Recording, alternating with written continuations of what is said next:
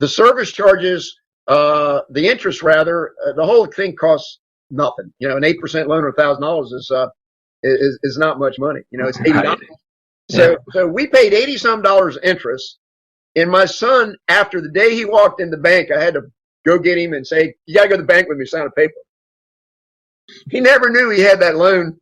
But at the end of that year, his credit was established.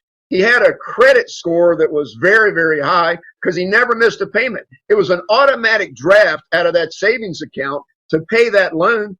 And he forgot about it and didn't even remember. But you and I did a major maneuver for my 22-year-old son to help him get his credit established. That was just one beautiful little maneuver. We'll call it a trick, so to speak. But we got him started, and I'm proud of him. He's got his own business now, and he handles. Last year he did $115,000 in ticket sales revenues from his music company, and I help him with the background on the financial side a little bit. But I love my son Josh. I'm proud of him. But you were his banker, but he didn't even know what happened. That's a good story, and I remember that. That was a long time ago, real long time ago. Well, here's another one though. My oldest son Andrew, I'm very, very proud of him. He's an entrepreneur. He's amazing. He's going to be on a show sometime soon. But we got him into real estate, and you lend him money. I watched a lot of real estate deals for a while, and we found one that was having a hard time, and so he bought himself a unit. And hey, he saved money. He saved money his whole life. And when he was, let's see, he's 34. He's 34 years old right now. And what he did was he had $25,000 saved by the time he was approximately 25 years old. He had about $25,000 saved. And you were his bank, and he bought a condo to live in. And then he later sold it. No, he rents it. So he went from that condo, you were his banker, in a duplex that he moved into. So now he's got a condo that he lived in for a couple of years. He got it at a really good price. You took care, you helped him with initial financing. And then he moved out of that when he got married, and he bought a duplex, and he lived in the downstairs of the duplex, and he rented out the upstairs. And then he bought the house next door to the duplex. If you're going to get into real estate, that's about as good as you can get. Manage a house that you live next door or in. I mean, first he managed the house that he lived in, and then secondly, he's managing the house next door. And so I'm just amazed at the way he's doing this. The house next door is not a rental. He owns that with his wife and his baby, and his baby's not on the mortgage though. And but he's gone from just getting his first real estate deal to having 3 rental units now in a house. And the rental units pretty much cover his expenses in the house that he lives in. And now he's formed a business. And bottom line is, Don, in life, having a banker in your family, so to speak, somebody that you get to be real close with, that you know how to communicate with, it's one of the greatest things you can do. But you can never get started if you don't have good character. That's really the main point here. Don, in all the years that you did banking with me, and we just talked about corporate accounts that I did, 8, 15 million. Personal loan approaching 2 million. How was my payment record with you? Your payment record has been impeccable, and as I indicated earlier, you went through a lot of difficult times, and you maintained your credit in perfect order, and you made huge sacrifices for it.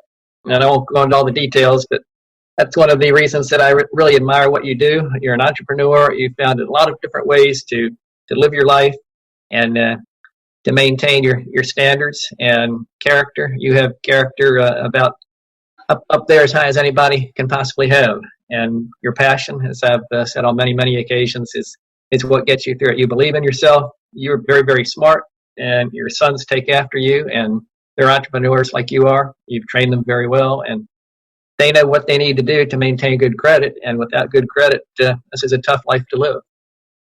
I don't want to leave out my daughter, Lindsay. She's out in Oregon, but she's been doing tie-dyes for a number of years. I got 27 or 8 of them, and she's ahead of the curve with her tie-dyes. And but yesterday she signed onto the IRS website to get her federal ID number. So I'm proud to announce that she's getting a business license. She never made enough money from it. She always kind of lost money, but she learned how to do tie-dyes beautifully. And I'm proud of her as well. Well, Don, today's show, I hope, helps people that listen to it all the way through to understand what an example of a person is that leads a life of service, that's community and family, and does what he says he's going to do. And I think we've tied it into what the theme is that I try to preach every day of my life is honor your good name, do what you say you're going to do. And the last time that we did the show, when we used me as an example of the credit stuff, I got really kind of emotional because you said with all the adversity that you know that I've been through and other nice things that you say about me, you said that I paid back every single penny that you ever lent me in all those years. And so that's what I want to say to people. People think I'm bragging or boasting. Not at all. I'm trying to tell you that you don't get friends like Don Price to be in your corner if you don't become a person of character and do what you say you're going to do. And so I've tried to help everybody today get one step closer to knowing what you got to do in life to succeed. And Don, I did some scripture research that I always do, and I came up with some pretty interesting ones. And when I did the character and integrity, the word upright stands out to me. And so I'm just going to knock these out real quick. They're all one-liners, just to kind of end it on that note. I have one I'd like to say before you, because you're going to finish on yours. If I could bring one up that really is one of my favorite sayings, and I don't know who it's attributable to, but it's live so that when your children think of fairness, caring, and integrity, they think of you. That's how I would like to be remembered. Oh, geez, Don. That's the most beautiful thing I've ever heard, to raise your kids right so that they respect you and admire you that way. And Don, you are remembered that way. You will be remembered that way. You are that way. And so that's absolutely beautiful. I'm going to ask you to repeat that one more time because I want everybody to pay close attention to what you just said. Sure. Live so that when your children think of fairness, caring, and integrity, they think of you. Wow. Psalm 119, verse 7. I will praise you with an upright heart as I learn your righteous ways. We've got to understand what living a righteous life is. Proverbs 14:2. Whoever fears the Lord walks uprightly, but those who despise him are devious in their ways. That kind of speaks for itself. That get your guidance from the Lord. Proverbs 28:6. And this one was, if I was only going to do one today, I was going to choose this because, James Taylor had a song, I've seen fire and I've seen rain, and, lonely days I thought would never end. I have a life of, setbacks and adversity that we've talked about, but, with friends in my corner like you, I've always been able to keep moving forward. But I haven't always been financially well off, and I've had to use banking services a lot to keep me through. And fortunately, I've kept my credit strong enough and had friends that would co-sign for me to keep me moving forward because they trust me. But Proverbs 28:6. Better is the poor that walketh in his righteousness than he that is perverse in his ways, though he may be rich. I just love that because I'm talking to a lot of people that we're all kind of poor financially sometimes, but we can really be rich in spirit, and that's just so beautiful. In Isaiah 57:2, I've done a lot of talking to a lot of people about goals in life, and the most pulling on my heartstrings, they say, I was in a school, the Chibble Dream Academy in Newport News. It was 85% of those children are at risk. Their parents have been incarcerated or currently are or have been highly at risk children. A phenomenal program. 98% of those students go on to college. They keep them out of trouble.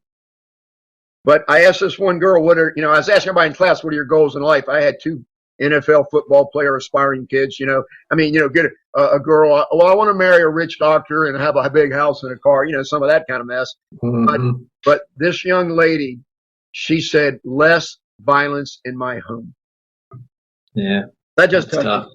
But so we're all looking ultimately, Don, we're all looking, I believe, for peace. I think peace is the ultimate goal. And the path to peace and righteousness is what I'm trying to talk about right now. Isaiah 57:2. He shall enter into peace.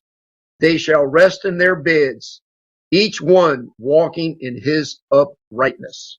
So, Don, I just want to say again, thank you. I love you. I love your family. And you are a true role model. Like I said, you're humble, you're modest. And I just thank you for allowing me to share you with everyone listening, because in my work to try to teach people what it takes to be successful in life and live life properly, you are a role model. You exemplify what rightness is, what uprightness is. So I'll give you the last word of the show, Don. I'll let you end the show, and then I'll say thank you to everybody. All right. Well, thank you, Steve, and I certainly appreciate the opportunity to speak today. I appreciate everything that you do in the community, and you're just a wonderful person, and God bless you. God bless you too, Don. Well, everybody, the show is what I told you it was going to be. So enjoy it, listen to it again, and I look forward to being with you again next week. Have a wonderful week. God bless.